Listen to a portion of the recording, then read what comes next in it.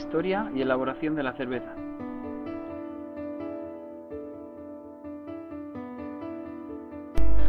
Históricamente, la cerveza fue desarrollada por los antiguos pueblos elamitas, egipcios y sumerios.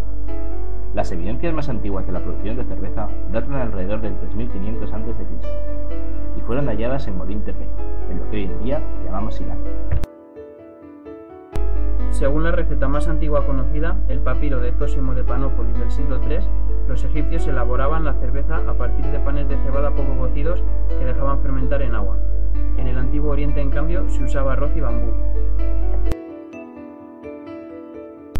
Los restos arqueológicos más antiguos de producción de cerveza en Europa fueron descubiertos en el yacimiento del Valle de Ambrona, dentro del término municipal de Miño de Medinaceli en la provincia de Soria, y datan de alrededor del 2400 a.C. También se han encontrado evidencias arqueológicas de elaboración de cerveza en el yacimiento de Genó, que datan de alrededor del 1500 a.C. Los celtas conocían la elaboración de la cerveza y llevaron consigo este conocimiento cuando se extendieron por la península ibérica, donde su uso y elaboración se desarrolló muy pronto. Con el paso de los siglos, y sobre todo a partir de la romanización, la Mediterránea se consolidó como una zona básicamente vinícola, mientras que la cerveza se producía en el norte y centro de Europa, y adquiría la forma de lo que entendemos hoy por cerveza. De esta manera se extiende el uso de la malta como ingrediente principal, y también se empieza a introducir el uso del lúpulo como aromatizante. Esta planta confiere a la cerveza su sabor amargo característico, a la vez que favorece la conservación. En el año 1516, el duque Guillermo IV de Baviera redactó la primera ley que fijaba qué se entendía por cerveza. Esta ley de pureza establecía que solamente podía utilizarse agua, malta de cebada y lúpulo para elaborar la cerveza. No recuperó su presencia social en España hasta el reinado del emperador Carlos I, que trajo consigo maestros cerveceros de Alemania. Pero por aquel entonces, la cerveza era un producto de temporada. No se sabía conservar y con el calor perdía toda su fuerza. Hubo que esperar hasta la Revolución Industrial, en el siglo XIX, época en la que se descubrió el frío como método de conservación, para poder disfrutar de la cerveza durante todo el año. Por eso, no se puede hablar de una verdadera industria cervecera hasta el siglo XIX, cuando empiezan a aparecer pequeñas fábricas artesanales. La primera gran fábrica de cerveza en España fue abierta en 1864 por Luis Mortí, en Barcelona. La elaboración de la cerveza se puede hacer con cualquier cereal. Este ha de ser preparado para que sus azúcares sean fermentables. En algunos casos una simple cocción es suficiente, como en el caso del maíz, y en otros casos es preciso maltear el cereal. En la elaboración de la cerveza se utilizan numerosos cereales en su estado crudo o malteado, siendo la cebada el único que debe maltearse necesariamente y el más utilizado en la cervecería occidental. Los azúcares que contiene el grano de cebada no son inmediatamente accesibles, y en una fase previa es preciso activar unas enzimas presentes en el propio grano que reducirán las largas cadenas de almidón para liberar azúcar. Esta operación consiste simplemente en hacer germinar los granos. Cuando se estima que la activación enzimática de la germinación se encuentra en su punto óptimo, se para el proceso reduciendo la humedad del grano hasta su mínimo. Este producto recibe el nombre de malta verde. Después hay que hornearlo. A bajas temperaturas, el tostado es mínimo y se habla de maltas claras. A medida que se aumenta la temperatura del horno, la malta resultante es cada vez más oscura. Se puede llegar al punto de quemarla, produciendo malta negra. El grado de tostado de la malta determina el color de la cerveza. Los demás cereales se puede utilizar malteándolos previamente, aunque solamente es indispensable hacerlo en el caso de la cebada. Con los demás cereales, el malteado sirve para conseguir aromas diferenciados o efectos técnicos concretos.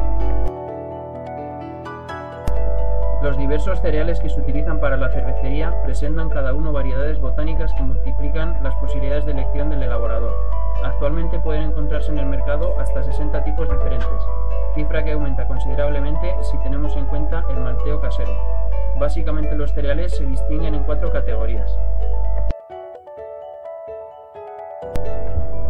La primera es la malta básica, maltas claras, poco horneadas, con gran poder enzimático, que suelen formar la parte más grande o la totalidad de la mezcla.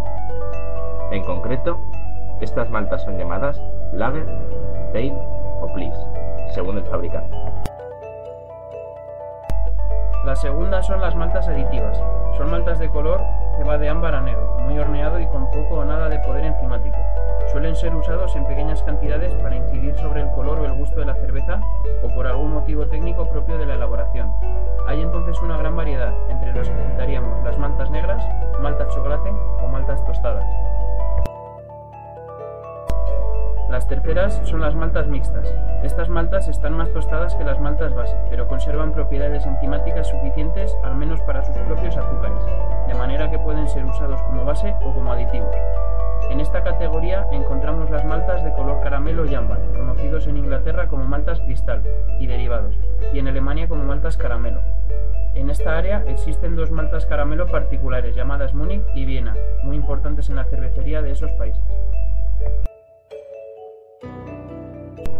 Y por último, están los cereales crudos, tostados o gelatinizados. Como ya se ha dicho, los cereales pueden ser utilizados sin maltear para añadir variedad en gustos, aromas, texturas y otras características a la cerveza. Se suelen utilizar en pequeñas cantidades.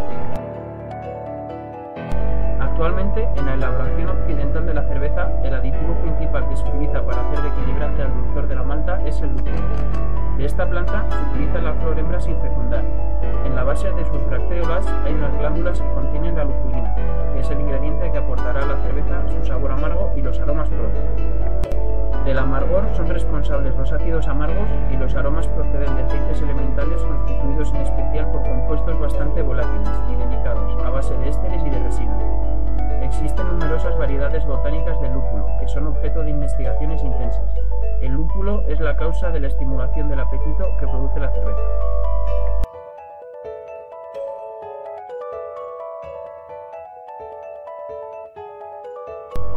La elaboración de la cerveza se divide en varias fases. Mezcla de grano.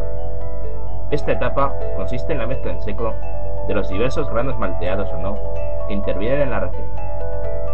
La proporción de los constituyentes define el perfil del grano, el color y la transparencia de la cerveza. Inicio de maceración. Se tira el grano al agua a una temperatura de 67 grados centígrados. Maceración. Es necesario someter la mezcla anterior a una serie de operaciones destinadas a activar diversas enzimas que reducen las cadenas largas de azúcares en otras más simples y fermentables. Principalmente se trata de hacer pasar la mezcla por diversas etapas más o menos largas de temperatura, cada etapa siendo óptima para enzimas diferentes. Final de maceración. Cuando el elaborador considera que la mezcla contiene todos los elementos necesarios para su receta, detiene todas las operaciones químicas, llevando dicha mezcla a la temperatura de 82 grados centígrados, lo que destruye todas las enzimas. Filtrado. Es preciso retirar el grano de la mezcla. Esto se hace por filtrado. El resultado es por una parte el mosto, un líquido que contiene todo aquello que el elaborador ha extraído del grano y que se encuentra disuelto en el agua, y por otro lado el grano sobrante, que normalmente se utiliza para alimentar a los... Cocción y adiciones de lúpulo. El elaborador somete el mosto a una cocción de entre un cuarto de hora y 2 horas. Esta cocción sirve principalmente para destruir todos los microorganismos que hayan podido introducirse en el mosto.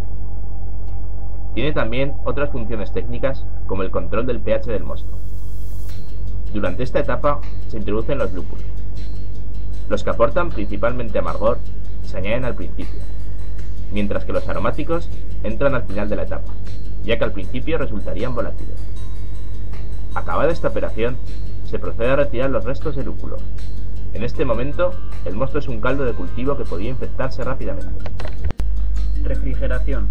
Al no poderse inocular la levadura a temperaturas más altas que 35 grados, y para evitar que cualquier otro microorganismo entre en el mosto, se enfría lo más rápidamente posible. Inoculación de la levadura.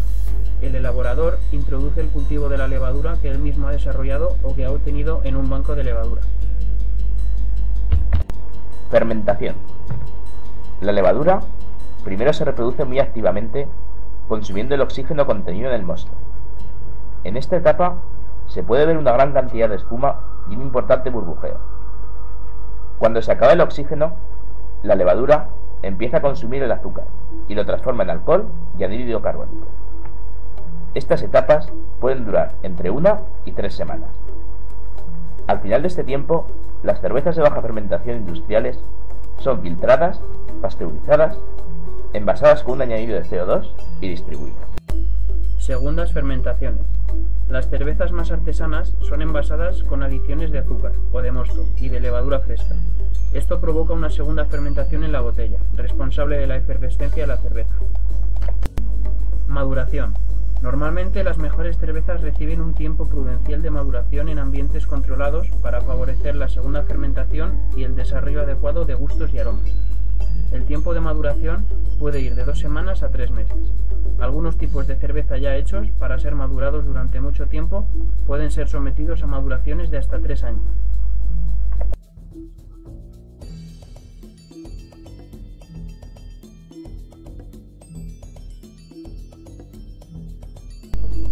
A lo largo de su historia, la cerveza ha sido tanto alabada como criticada. Pero también es cierto que hoy en día es consumida por habitantes de países de todo el mundo, tanto jóvenes como adultos. Y en un mundo tan ajetreado como en el que vivimos, es un placer poder disfrutar de una cerveza fría en buena compañía.